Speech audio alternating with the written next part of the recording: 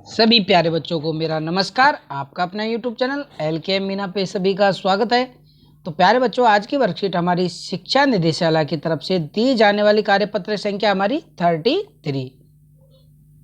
33 और विषय हमारा सामाजिक विज्ञान और ये कक्षा 7 की वर्कशीट है। यहाँ पे सभी बच्चे अपना नाम लिखें, यहाँ पे अपने कक्षा अध्यापक का नाम लिखेंगे। आज की तारीख हमारी 12/2/2021 और दिन हमारा है शुक्रवार का।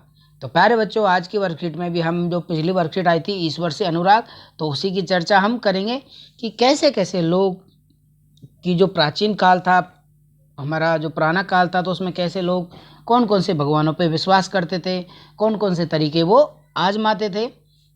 तो शुरू करते हैं आज की वर्कशीट। हमारे आसपास के लोग अलग अलग तरीकों से ईश्वर की भक्ति करते हैं। कोई भगवान शिव की करता है, तो कोई विष्णु की करता है, तो कोई राधा, कोई हनुमान जी, कोई भोलेनाथ। तो सभी लोग अलग अलग तरह के तरीके से अपने भगवान की भक्ति करते हैं। कोई भजन कीर्तन करता है, तो कोई कव्वाली, तो कोई चुपचाप ईश्वर के नाम जप करता रहता है कि हे मालिक, मुझे खुश रखना, मेरे आसपास रहने वालों को भी क्या रखना, सभी को खुश रखना, मेरे यार दोस्त। विभिन्न दार्शनिकों ने भक्ति के बारे में अलग अलग विचार दिए हैं। आइए कुछ दार्शनिकों के विचार हम जानते हैं कि जो बड़े बड़े दार्शनिक हुए थे उन्होंने अलग अलग विचार दिए, तो उनके बारे में हमें जानना है। ओके बेटा, तो यहाँ पे दिया हुआ है, देखो शंकर, ये शंकराचार्य थे। तो इन्होंने दिया कि शंकर का जन्म 8वीं शताब्दी में केरल प्रदेश में हुआ। तो बेटा ये हमें याद कर लेना है। ये अद्वैतवाद के समर्थक थे। किसके समर्थक थे? अद्वैत के बाद के। अद्वैत का मतलब होता है कि जीवन आत्मा, जीव और आत्मा, जीव की आत्मा और परमात्मा, जो कि एक परम सत्य है, दोनों एक ही हैं। कि जो जीव होता है, जैसे कोई भी जीव हो, इस पृथ्वी पे कोई भी जीव हो, और परमात्मा, दोनों सत्य हैं, लेकिन दोनों क्या हैं बेटा? एक हैं। क्या हैं ये? दोनों एक भी हैं। उन्होंने यह शिक्षा दी कि ब्रह्मा जो एकमात्र परम सत्य है, यह निर्गुण है और निराकार है, कि मतलब ये सभी जगह मौजूद है। शंकर ने हमारे चारों ओर के संसार को मिथ्या या माया माना है। जो हमारे संसार में चारों तरफ जो भी विद्यमान है, मिथ्या मतलब इसे झूठ माना है, और ये इसे मोह माया माना है। संसार का परित्याग करने अर्थात संन्यास लेने, ब्रह्मा की सही प्रकृति को समझने, मोक्ष प्राप्ति के लिए ज्ञान के मार्ग को अपनाने का उपदेश इन्होंने दिया है। कि हमें घर परिवार के इसमें ना पड़ के हमें भगवान की भक्ति करती रहनी चाहिए, जिससे हमें मोक्ष की प्राप्ति होगी, हमें ज्ञान की प्राप्ति होगी। ये इन्होंने उपदेश दिया था। और इन दूसरे दार्शनिक थे रामानुज। रामानुज 11वीं शताब्दी में तमिलनाडु में पैदा हुए। कहाँ पैदा हुए बेटा? तमिलनाडु में पैदा। रामानुज ने विशिष्टता द्वैत, तो इन्होंने अद्वैतवाद दिया शंकर ने, और रामानुज ने दिया विशिष्टता द्वैत। तो इनको बेटा हमें याद कर लेना है भाई, कौन से वाद की स्थापना किसने की। ने सिद्धांत का प्रतिपादन किया। विशिष्टता द्वैत के अनुसार आत्मा परमात्मा से जुड़े रहने के बाद भी क्या करती है? अपनी अलग अलग सत्ता बनाती है। यहाँ पे इन दोनों ने एक बताया, इसने अलग बताया। ये विष्णु भक्त अलवार संतों से बहुत प्रभावित थे। कि जो विष्णु भक्त थे अलवार, और नैनवार आपने देखा ही था, नैनवार थे शिव के। तो ये विष्णु भक्त के अलवार संतों से बहुत प्रभावित थे। उनके अनुसार मोक्ष प्राप्त करने का उपाय विष्णु के प्रति अनन्य भक्ति भाव रखना, मतलब अनन्य भक्ति भाव रखना मतलब उसके प्रति बहुत सच्चे ढंग से मन प्रार्थना करना। तो यही उनकी भक्ति भाव था। भगवान विष्णु की कृपा दृष्टि से भक्त उनके साथ एकाकार होने का परम आनंद प्राप्त कर सकता है। कि भगवान विष्णु की लगातार भक्ति करने से उनको मोक्ष की प्राप्ति हो सकती है, और भक्ति करने से उनको परम सुख भी मिल सकता है। तो ये इन्होंने उपदेश दिया था। रामानुज के सिद्धांत ने भक्ति की नई धारा को बहुत प्रेरित किया। कि रामानुज का जो सिद्धांत था विशिष्टता द्वैत, इसने भक्ति की नई धारा मतलब नए लोगों में नए विचार के लिए प्रेरित किया, जो कि परिवर्तित काल में उत्तरी भारत में विकसित हुई। जो कि परिवर्तित काल में उत्तरी भारत में मतलब पूरे उत्तरी भारत में ये तरह से फैल गई। इनकी बातें, इनकी जो ज्ञान की बातें थी वो लोगों ने अपनाई, और लोग इस वक्त की भक्ति करने लगे। ओके बेटा, आगे हम कहते हैं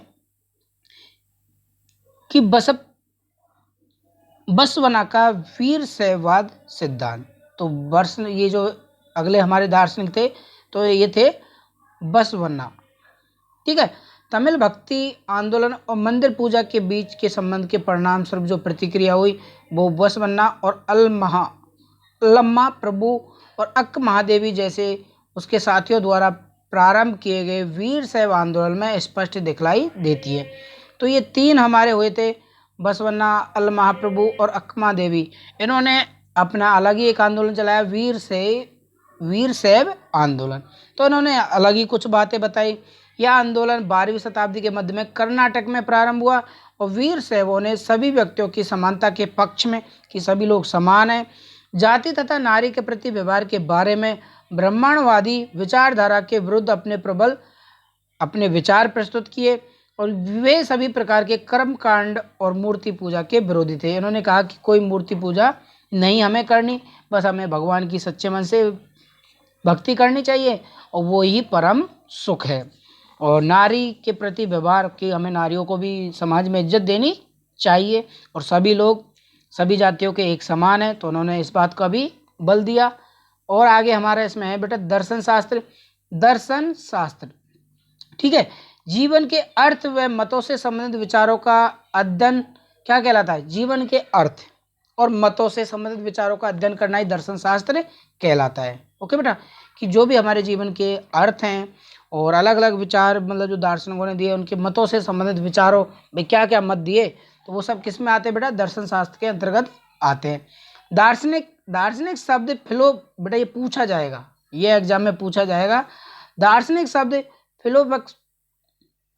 फिलोसफक्स शब्द से आया है। ये फिलोसफक्स से सबसे आया है, जिसका अर्थ है ज्ञान से प्रेम करना। क्या मतलब है बेटा इसका अर्थ? मतलब ज्ञान से प्रेम करना। तो ये पूछा जा सकता है आपसे। कर्मकांड क्या होता है? पूजा यज्ञ आदि से संबंधित धार्मिक कर्म, कि पूजा यज्ञ आदि से संबंधित धार्मिक कर्म। ठीक है बेटा। अब हमारा इसमें एक्टिविटी दी हुई है हमें 2 और हमें 5 क्वेश्चन दिए हुए, तो इनको हमें अच्छे से समझना है।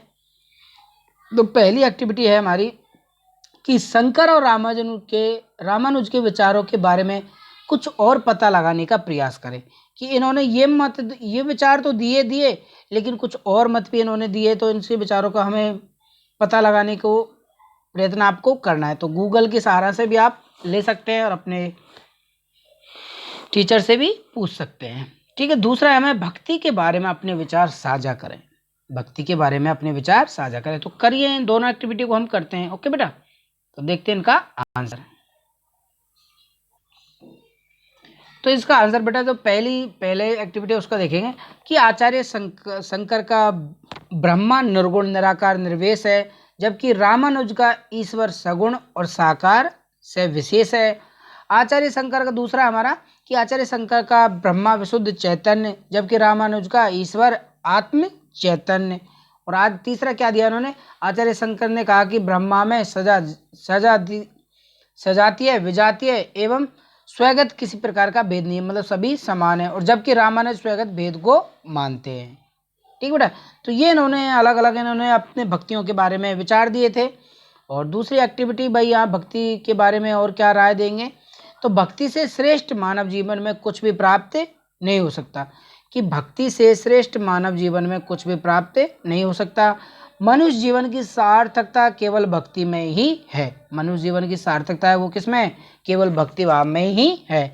भक्ति आत्मशुद्धि का परम साधन है, कि भगवान की भक्ति करना एक हमारी आत्मशुद्धि का परम साधन है। प्रभु ने कृपा करके सभी योनियों में श्रेष्ठ मनुष्य जन्म हमें दिया है, कि प्रभु ने कृपा करके हम सब पे कृपा करके सभी योनियों में श्रेष्ठ जन्म, मतलब जब जो भी है गाय, ऊँट, घोड़ा, बैलगाड़ी, तो इसमें सभी योनियों में से श्रेष्ठ कौन सा जन्म है? हमारा मनुष्य का जन्म है। इसलिए हमें भक्ति करके हमें इस जीवन का सदुपयोग करना चाहिए। तो यही हमारा भक्ति भाव है। ओके बेटा। तो इस प्रकार ये दोनों एक्टिविटी हमारी कंप्लीट होती हैं। अब देख लेते हैं बेटा हम इसके क्वेश्चन आंसर। तो हमारा इस वर्कशीट का पहला क्वेश्चन, ये दोनों एक्टिविटी भी आप सब बच्चों को करनी है। और हमारा पहला क्वेश्चन है कि शंकर किसके समर्थक थे? तो आप सभी ने इसमें पढ़ा कि शंकर किसके समर्थक थे? अद्वैतवाद के। तो बेटा ये हमारे इसके पहले क्वेश्चन का आंसर हो जाएगा कि शंकर अद्वैतवाद के समर्थक थे। ओके बेटा, ये हमारा पहला क्वेश्चन का आंसर है। दूसरा हमारा है